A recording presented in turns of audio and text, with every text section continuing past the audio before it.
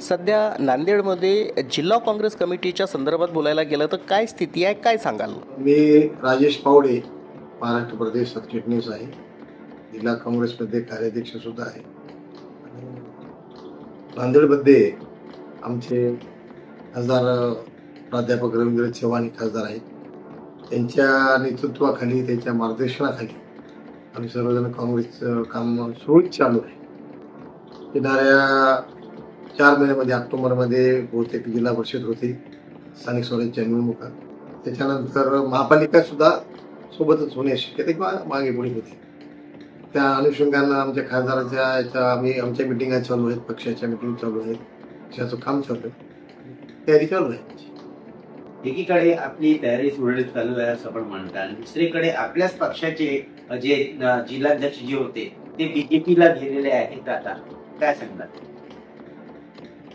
काय झालं माहितीये का की त्याच्या अगोदर महाराष्ट्राचे माजी मुख्यमंत्री अशोकराव चव्हाण बीजेपीत गेले आणि बीजेपीत गेले असाच शोर झाला की बा हे गेले काय बोलतात ते मोठे नेते, त्याला काही त्यांच्या काही अडचणी असतील.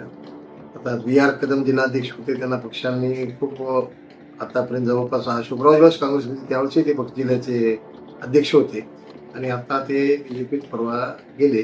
काहीतरी त्याच्या ते काय म्हणतात त्याच्यापेक्षा ते जाणं त्याचं चूक होतं, त्यांना दिलं होतं. गेले का गेले आता आपण काय त्यांच्या ज्याची त्याची मनाची एक विषय असतो, गेले आणि ते गेले तर काही फरक पडत नाही. कार्यकर्ते खूप तयार आहेत. VR कदम गेले मी असं म्हणणार, पण गेले ते जे गेले ते गेले, त्याचा काही विषय आहे.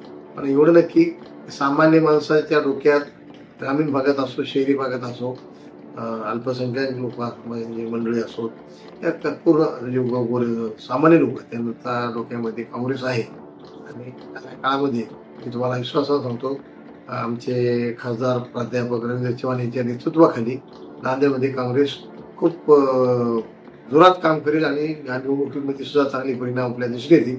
या 4 दिवसाखाली मागच्या हप्त्यामध्ये महाराष्ट्र प्रदेश काँग्रेसचे प्रदेशाध्यक्ष सपकाळ साहेब इथं त्यांच्या मार्गदर्शनाखाली किसान जय जवान जय किसान रॅली निघाली होती. त्या रॅलीचा एवढा अभूतपूर्व म्हणजे प्रतिसाद मिळाला की जवळपास 100-150 ट्रॅक्टर, 8-10 हजार लोक, आणि त्यामुळे सगळं नांदेड जाणून गेलं आणि विरोधी पक्ष जे बी असतील त्याची धबे जाणून गेले होते. आणि सपकाळ साहेबांनी स्वतः डोळ्याने पाहिलं. खासदार साहेब रवींद्र चव्हाण यांच्या मार्गदर्शनाखाली तो खालीच हे सगळे कामं व्यवस्थित चालू आहे. काँग्रेसचे जिल्हाध्यक्ष पक्ष सोडून गेलेले आहे, कार्याध्यक्ष पदाची जबाबदारी तुमच्याकडे आहे. आता जिल्हाध्यक्ष पदाची जबाबदारी तुमच्याकडे आली तर कशा पद्धतीनं पक्ष बळकट करण्यासाठी तुम्ही काम करणार आहात, ही जबाबदारी घ्यायला तुम्ही तयार आहात का, काय सांगाल? नाही, काय माहिती आहे काय, सुरुवातीपासूनच म्हणण्यापेक्षा मी जवळपास 40-35 वर्षाला काँग्रेसचा कार्यकर्ता आहे. मी साखर कारखान्याचा संचालक होतो, त्याच्यानंतर बियाणे महामंडळ जो आहे अकोल्याचा त्याचा संचालक. आता माझी मिसेस जिल्हा मध्यवर्ती बँकेवर आम्ही संचालक आहोत. आणि पक्षाचं काम आम्ही इमानीद्वारे करणारे कार्यकर्ते आहोत.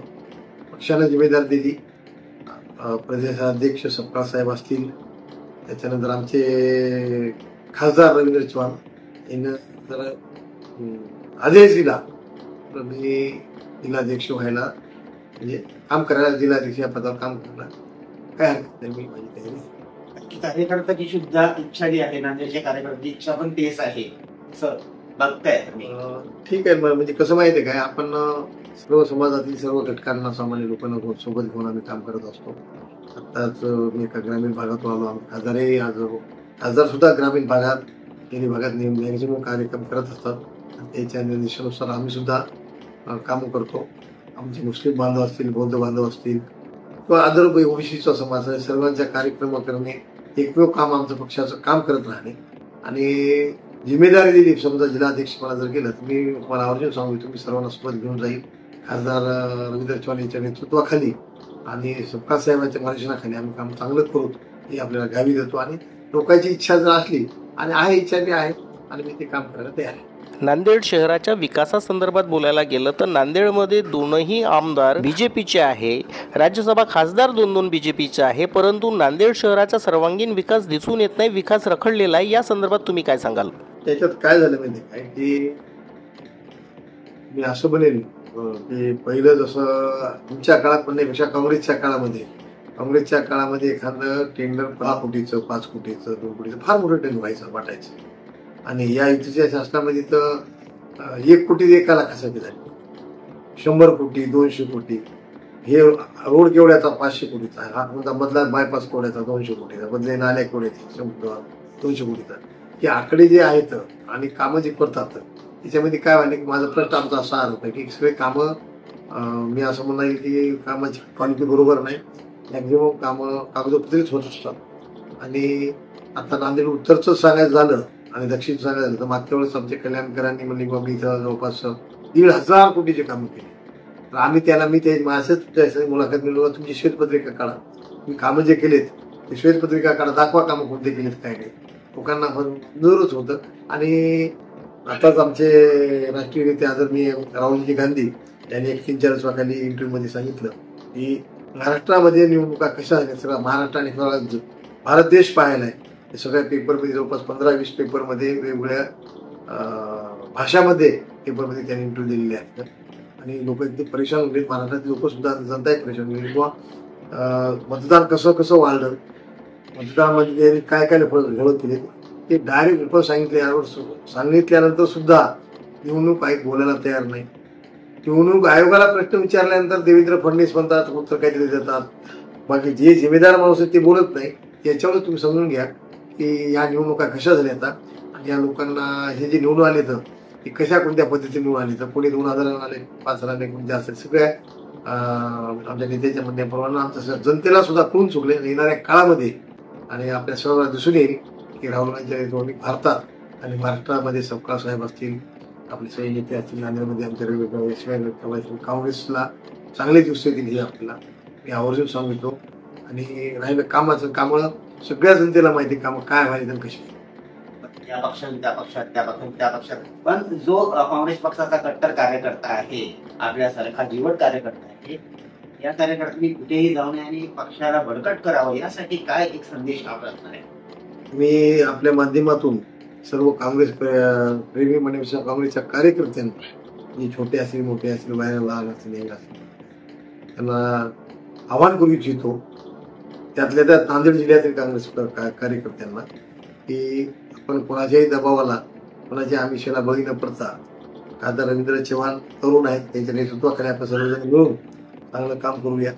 राहिली गोष्ट दबाव म्हणजे काय, तर काँग्रेसला खरंच दिवस फार चांगले येणार होतं पुढचे. आणि जे लोक तुम्हाला आज मी आवर्जून सांगितलं, जे लोक बीजेपीत गेलेत काँग्रेसमधून, त्यांना तुम्ही प्रत्यक्ष भेटा, त्याचे काय हालत जाते वेळ त्याला अमित शहा हार टाकायला तर मोठाले लोक हार टाकायला, पण जेव्हा हार टाकणं झाला की त्याच्याकडे कोणी पाहायला झाले, त्याचं काही त्याचे हाल बेकार आहेत. आणि येणाऱ्या काळामध्ये आमच्या काँग्रेसचे जे कार्यकर्ते आमच्या सोबत आहेत, मी त्यांना आवर्जून सांगतो आणि त्यांना विनंती करतो की त्यांनी तुम्ही जायचा विचार करू नका, सोबत राहा, रवींद्र चव्हाण सोबत राहा. येणाऱ्या काळामध्ये आपले दिवस येतात, आपण सर्वजण मिळून चांगल्या नांदेडमध्ये काँग्रेसची घडी बसूया. येणाऱ्या काळामध्ये कार्यकर्त्याला महापालिकेच्या माध्यमातून असो की जिल्हा परिषदच्या माध्यमातून असो, मी असं म्हणणार नाही की सर्वांचं समाधान होणार नाही, पण वेगवेगळ्या माध्यमातून वेगवेगळ्या जागी त्यांना बसवण्याचं आम्ही काम करूया चव्हाण साहेबांच्या, रवींद्र चव्हाण खासदार यांच्या नेतृत्वाखाली. आणि कार्यकर्ते सर्व जणांना आम्ही येणारा काळ, येणारी सत्ता ही येणाऱ्या 4 वर्षांना 5 वर्षांना आपलीच आहे. स्थानिक स्वराज्यामध्ये सुद्धा आपणच येणार आहोत, महापालिकेतही आपण येणार आहोत आणि येणाऱ्या काळात आपला सत्ता आहे. त्यासाठी कृपा करून आपण असे निर्णय चुकीचे घेऊ नये तुम्हाला मी ते आपल्या माध्यमातून विनंती करतो. नमस्कार.